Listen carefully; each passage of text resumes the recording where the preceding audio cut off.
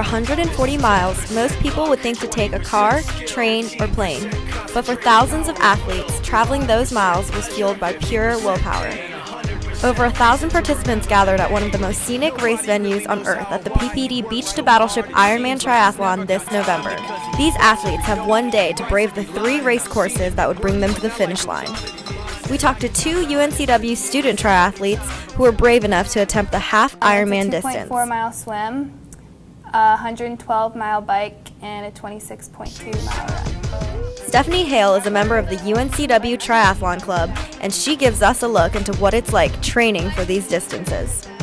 Run a lot with the triathlon club, bike a lot with the triathlon club, or I just go out and do it by myself because during races you're going to be by yourself, you're not going to be with anyone else. So it's pretty much, it's a mind game, it's mental. You have to get yourself in the position to be able to go for 13 miles by yourself. But it's not easy to balance such a rigorous training schedule with other obligations, as teammate Megan Luke knows firsthand. I'm up late at night, I'm up early in the morning, so it is rather busy. And after all the hard work, race day is still not a piece of cake.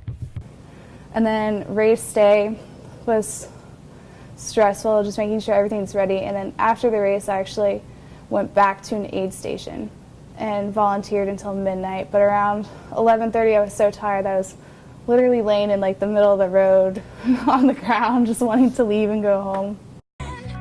What pushes these athletes to keep going? Well, during the swim, I was basically just thinking, get through this as fast as you can so you can get out of the cold water. Then transition from the swim to the bike was pretty hard because I was shaking from being so cold. Once I got on the bike, I just really tried to think about just pushing myself, and I knew once I got off the bike I was going to be running, and running's one of my strongest things. So once I got off the bike, I was really excited to start running, and I just started pushing myself. And when I saw the crowd downtown, I really started pushing myself a lot harder, and it was just really fun. Amidst competition, things can get hectic. Megan tells us about how a race with 3 venues works. Most races, for the exemption of Beach to Battleship, there's what's called a transition area, and you have this whole setup. Your bike goes onto a rack, you have shoes, you wear a race belt that has your number on it, and all this stuff is set up on the side of your bike, and it's kind of like a little ballet system that you have to go through. And you come in, you take off wetsuits, you put on bike shoes and helmets, and move from the bike, and then when you get back you go into all your running gear. But for Beach to Battleship, they made it a little different, where we started at the beach, our bikes were racked, and we ended up at the Battleship. So they had all these bags of our stuff in it for us that we had to they kind of had it strategically placed, but it was a little bit more of a challenge trying to find it and get it all on. Ranked 2nd in the nation and 5th in the world, the Beach to Battleship Triathlon brought athletes from all over the country to race and raise funds for the YMCA and PPD's pharmaceutical research. These athletes are giving a powerful voice to those in need of life-changing medicine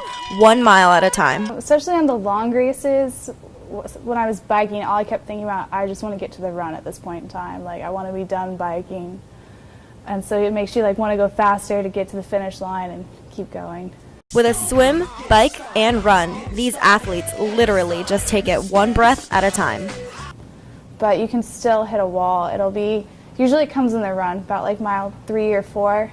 The worst part though is when you get off the bike, you'll be running and your legs feel like jello. So it's kind of hard to keep going at that point, and then you just kind of have to push through and go a little farther. And while I was running, I was just talking to myself, being why am I doing this? I just want to be done right now. But it's such a great feeling when you cross the finish line. And I did a half Ironman in May, and I told myself I'm not going to do one for a really, really long time. And then here comes November, and I did another one. So they just become really addicting. You want to keep doing them over and over again. One stroke, one pedal, and one step at a time, these Ironmen proved that they could go the distance. Many don't understand why so many people would subject themselves to something as grueling as a triathlon. But for those that do, the blood, sweat, and tears are worth it. Across the finish line, you see there's a huge timing board, and you look at it and you're like, oh man, I just made it right under my time, and it's such a satisfying feeling. I don't want to be disappointed at the end of a race. I want to make sure I feel like I raced as hard as I possibly could and I couldn't go any faster. So that's really what I think about. Let's get it started in here. Yeah. Lose control of body and soul. Don't move too fast, people just take it slow. Don't get ahead, just